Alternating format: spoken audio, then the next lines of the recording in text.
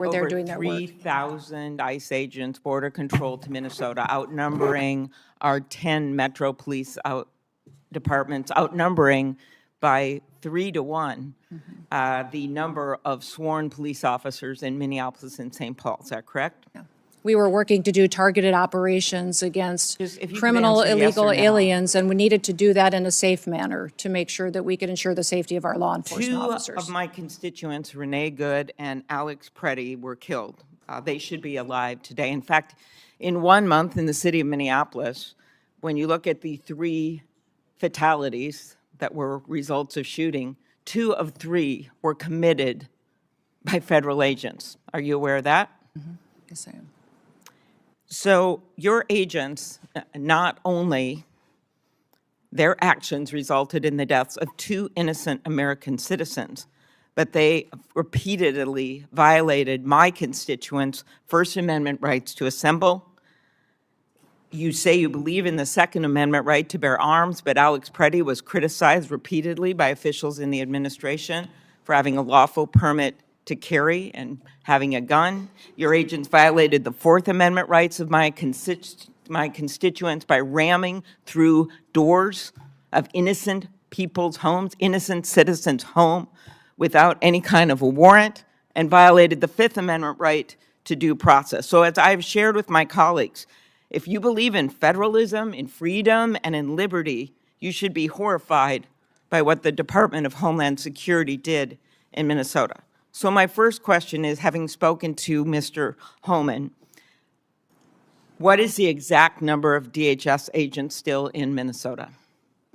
Well, I believe that there is still close to 650 there, counting the investigators that are there, working to get to the bottom of the unprecedented fraud that has been found in the Medicaid Was funding. 5-year-old Liam involved in that fraud? As you know, I am all in on prosecuting fraud. I put in place the U.S. attorney who exposed the fraud under the Biden administration and brought the bulk of the prosecutions, and also recommended to Mr. Blanche that Joe Thompson be the acting U.S. attorney who led those prosecutions and now has left the office because the Department of Justice asked him and many others to investigate Renee Good's wife instead of doing their jobs doing fraud. So what I want to know is, when are you going to get down to the original footprint as promised to us? We're continuing to work at that, although those investigators will continue to stay there to get to the bottom of that fraud, to make sure that those vulnerable people that rely on those programs actually get services from those federal dollars that are spent, that it's not stolen by criminals and used by individuals to enrich themselves and send it out of the country. Secretary Chung-Lee Tao, are you aware that agents bashed in the door of a U.S. citizen, a Hmong elder with no criminal record?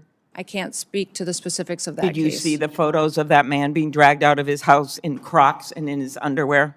Yes, I did. Do you believe that he was involved in fraud? I do not know where that status of that investigation is. Are you aware that he is a son of a beloved nurse that treated our soldiers in Vietnam? I believe that we have laws in this country that need to be enforced and need to be applied equally to everyone. Speaking of enforcing the laws and following the laws, did they have a judicial warrant when they rammed through an American citizen's door? Our law enforcement officers follow the same protocols and procedures that all law enforcement do. Are you aware that he tried to show his identification to show that he was an American citizen and they didn't want to see it? Again, these officers conduct themselves in processes. If something was done inaccurately, then certainly we will make sure that we correct it and rectify it in the future. Are you aware that the person they were looking for was in prison and had been in prison for years? Yes, I am. That's a target. Yes, we do targeted operations going after and looking for. Do you agree that it is unacceptable for your agents to ram into someone's door and drag someone out in their underwear in below zero temperatures when they have the wrong guy? Our officers conduct targeted operations and utilize the law processes that are given to them and the tools. You will not answer that you think that's wrong. They needed to identify that individual, and they couldn't identify him by looking at his identification. Instead, they had to drag him out, throw him in a car, and drive him around for an hour. How about pulling off-duty police officers, Madam Secretary, every single one of whom made clear who they were? They were people of color. off-duty police officers. In Brooklyn Park, Minnesota, the chief described how one off-duty officer, someone of color, a U.S. citizen, was stopped and confronted by ICE agents with their guns drawn, demanding her proof of citizenship. As Chief Bruley said, I wish I could tell you that this was an isolated incident, but other chiefs said it had happened to their own officers. Why were these officers stopped? We have thousands of law enforcement operations that we do every single day. Do you think they were stopped because they were people of color? Were they racially and drug profiled? traffickers Ms. off Noem. our streets. When I look at these American families that have been victimized by criminals that we have removed from cities and from communities, I'm grateful for the work that our ICE officers do. And by your only focusing, Are you defending stopping I would like off-duty to hear you police talk about officers some of the of color operations and that we've dragging done a to Hmong bring elder people out of to his justice. home? When you only talk about these situations like this that we are conducting, and you don't talk about the good work that they do to protect people from being victimized by people that are in this country that want to conduct violent crimes against them or take advantage of them. The laws need to apply to everyone, and we're out there enforcing the law. I am a former prosecutor, Context is Ms. Noem, and incredibly important. I have always in every worked with our situation. police well, but that's not what was going. These ICE agents were not following police procedures.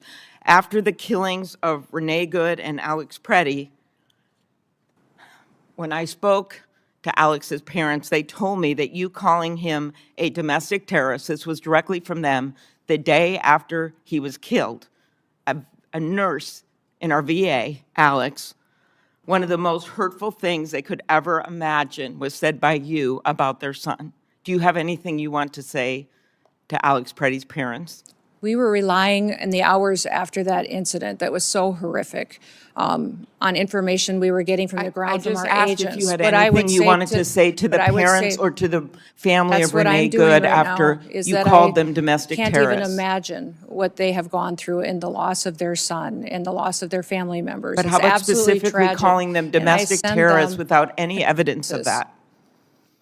Sir, ma'am, I did not call him a domestic terrorist. I said it appeared to be an incident of. I think the parents saw it for what it was. After the killings, the federal government refused to cooperate with state law enforcement. Agents blocked Minnesota investigators from accessing the scene. I know because I got directly calls from the mayor. I tried to call the DOJ. I tried to do everything I could because they were very worried about what was going to happen immediately, especially after Alex Preddy's death. Do you think that blocking local law enforcement from the scene of a shooting makes people safer? Yes or no? Actually, our HSI law enforcement officers risked their lives on that scene, preserving evidence and keeping the violent rioters away from the evidence so it could be preserved for the investigation. What life was lost at that scene, Secretary Noem? Yes, I understand that. It was Alex Preddy's life and that was after lost. it became very. I believe it is in the interest of justice to have a full and transparent investigation. Is the investigations being led by FBI and internal investigations as well into this incident? Will you commit to reversing the decision to cooperate with the Minnesota Bureau of Criminal Apprehension, an agency of seasoned professionals that the agents worked with directly, FBI agents worked with directly to investigate after the shooting assassination of Speaker Hortman, after the killing of those two little kids in that church with the bullets going through those stained glass windows? In both incidents, our federal and local law enforcement worked together and are working together in those investigations. But they have been blocked, the locals have, from being part of this. Why is that, Ms. Noem?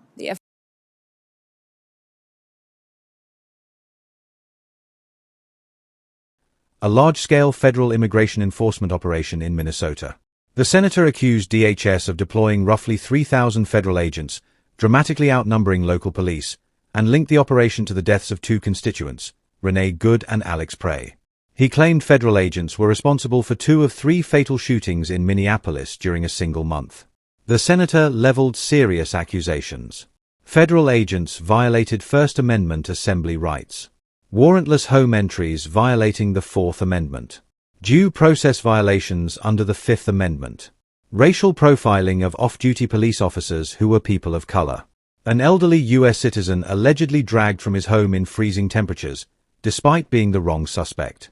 He pressed Noem on whether judicial warrants were obtained and whether DHS would scale back its presence in Minnesota. Secretary Noem defended the operation, saying, "The mission targeted criminal illegal aliens. Officers followed lawful procedures. Investigations are ongoing, led by the FBI. Agents were also investigating major Medicaid fraud. Law enforcement risked their lives preserving evidence during unrest." She pushed back against what she described as a one-sided narrative, arguing that critics ignore ICE's role in removing violent criminals. The exchange became deeply personal when the senator referenced comments allegedly made by Noem describing a victim as a domestic terrorist. Noem clarified she did not directly label him that way, but relied on early information following a chaotic incident. The senator framed this as a failure of accountability and demanded full cooperation with Minnesota state investigators, claiming federal authorities blocked local access to the scene. Noem responded that the FBI is leading the investigation and deferred further comment. This hearing highlights a larger national debate. Federal authority versus state cooperation. Immigration enforcement versus civil liberties. Law enforcement accountability. Political messaging in the aftermath of fatal incidents. For conservatives, this exchange reinforces the argument that strong immigration enforcement is necessary to protect communities. For critics, it raises alarms about federal overreach, constitutional violations, and lack of transparency. Politically, this could become a flashpoint issue, especially if investigations confirm procedural failures or misconduct. This wasn't just a policy disagreement. It was a battle over constitutional rights, public safety, and federal power. Now the key question becomes, will the investigations bring clarity or deepen the controversy?